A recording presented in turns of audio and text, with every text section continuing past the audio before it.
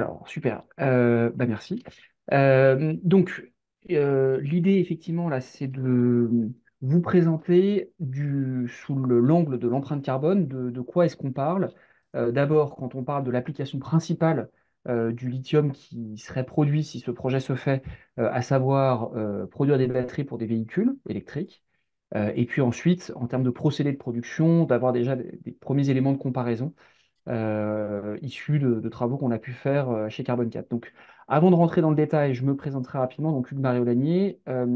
Chez Carbone 4, j'y travaille depuis 7 ans et au-delà des responsabilités que j'ai, j'emporte aussi l'expertise qu'on a sur le lithium et sur les batteries, due entre autres à ma vie professionnelle précédente, parce que j'ai travaillé chez Eramet, qui est un producteur, une entreprise minière et métallurgique pendant à peu près 5 années.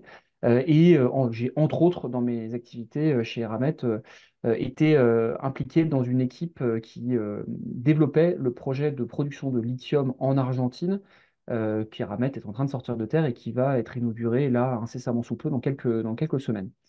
C'est là où j'ai commencé à mettre le doigt dans le lithium et j'en suis pas sorti parce que chez Carbone 4, on a ensuite accompagné différents acteurs sur le sujet des batteries et de la production des métaux et entre autres du lithium nécessaire pour les batteries.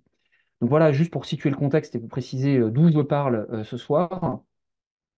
Pour revenir au sujet de fond, euh, d'abord, se rendre compte d'une chose, c'est que produire un véhicule thermique comme un véhicule électrique, déjà, ça nécessite ou ça émet des émissions de CO2.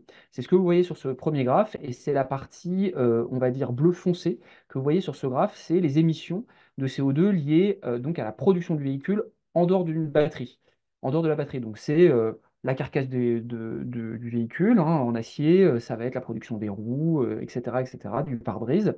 Donc vous voyez que pour un véhicule thermique classique, donc c'est le fameux ICE, c'est en anglais, c'est 5,9 tonnes de CO2 par véhicule, et pour un véhicule électrique, c'est 6,4, c'est légèrement supérieur, entre autres parce qu'il y a un moteur électrique qui embarque pas mal de cuivre et autres joyeusetés de ce genre.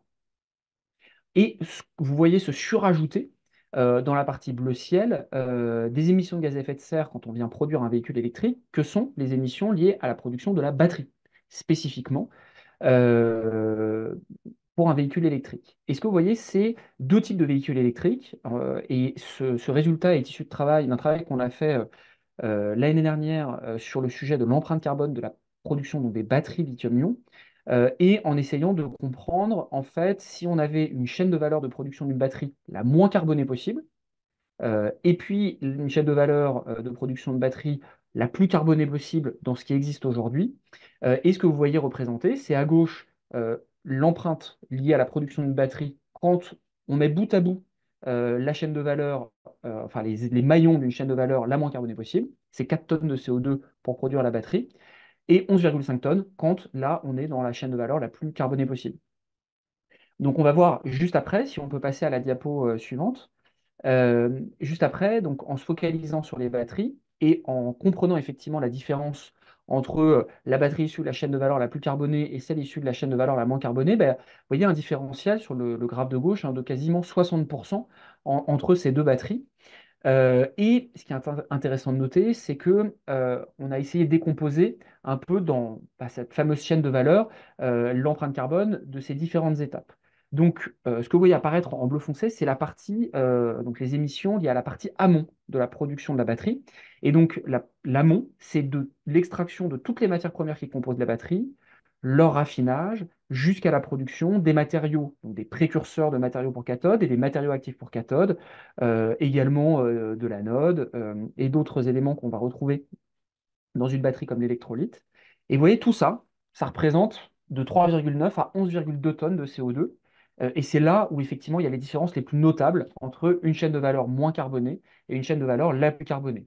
Le reste, l'assemblage de la batterie, donc faire des cellules, puis des packs batteries, puis ensuite effectivement intégrer ces batteries pour être prête à l'emploi dans un véhicule, bah, vous voyez, c'est la partie vert, donc c'est assez peu finalement hein, dans ce total.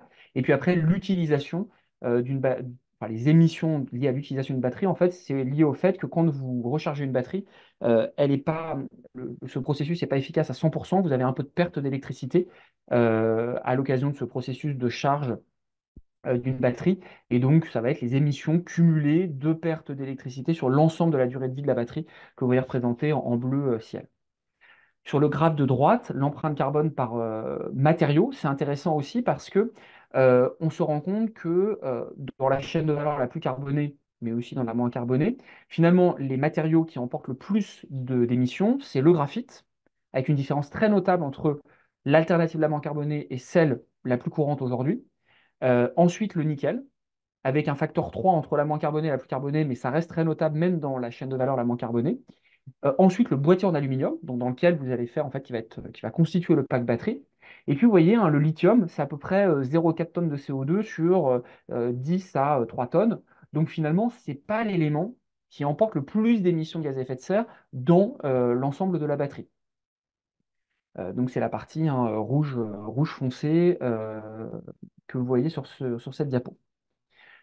Si on va à la diapo suivante, là, vous avez ici représenté, et je ne vais pas vraiment pas rentrer dans tous les détails, les étapes de procédé de trois grands procédés que je vais vous présenter après en termes d'empreinte carbone. Le procédé en haut, c'est une voie solide. Tout à l'heure, Michel Gébrac en a parlé, qui est en fait la voie aujourd'hui en volume la plus courante, qui est la production de lithium à partir de spodumène, en particulier en Australie, pour l'extraction de spodumène, et puis après en Chine pour la transformation de ce spodumène en produits, on va dire, de qualité batterie. Euh, en bas, vous avez les voies liquides donc, qui s'appuient sur les saumures qu'on peut extraire en Amérique du Sud, Chili, Argentine, et avec deux alternatives, celle qui consiste à effectivement faire une évaporation naturelle dans comment dire, dans des bassins. Et ça, c'est les méthodes de production que vous allez retrouver aujourd'hui en Chili, en Argentine, par les plus gros producteurs existants.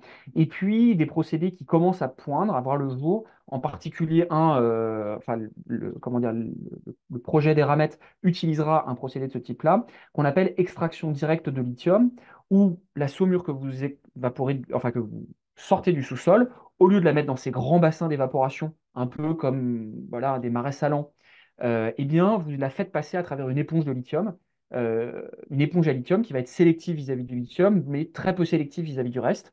Et derrière, vous vous retrouvez avec donc une solution avec quelques impuretés que vous allez éliminer et puis, in fine, être en capacité de produire du carbonate de lithium, voire de l'hydroxyde. Si on passe à la diapo suivante, j'apporte une précision, c'est que ce que je vous ai présenté ici ne représente pas le procédé que les personnes d'Imeris vous ont partagé et présenté auparavant, qui est encore une autre forme de procédé, donc qui est une voie solide, mais qui n'est pas la même voie que celle utilisée pour la production de lithium à partir de spodumène.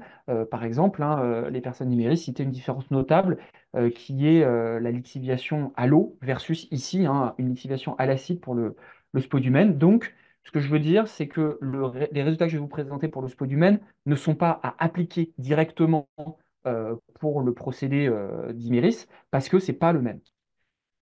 Et je vais finir sur la dernière diapo, juste pour vous présenter donc les résultats de calcul que nous, on a pu faire chez Carbone 4 sur les trois procédés que je vous ai présentés auparavant, donc la voie solide avec minerai de spodumène, la voie liquide par évaporation, donc dans ces grands marais salants, et puis la voie liquide avec cette extraction directe de lithium.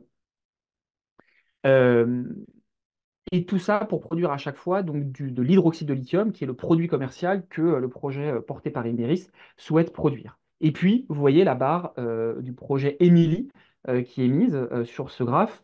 En reprenant ce que j'ai fait, c'est juste, j'ai repris l'information qui est partagée par le porteur de projet dans son rapport et que j'ai mis ici, mais sans avoir la capacité de challenger ce chiffre, parce que j'ai juste accès au dossier comme vous tous.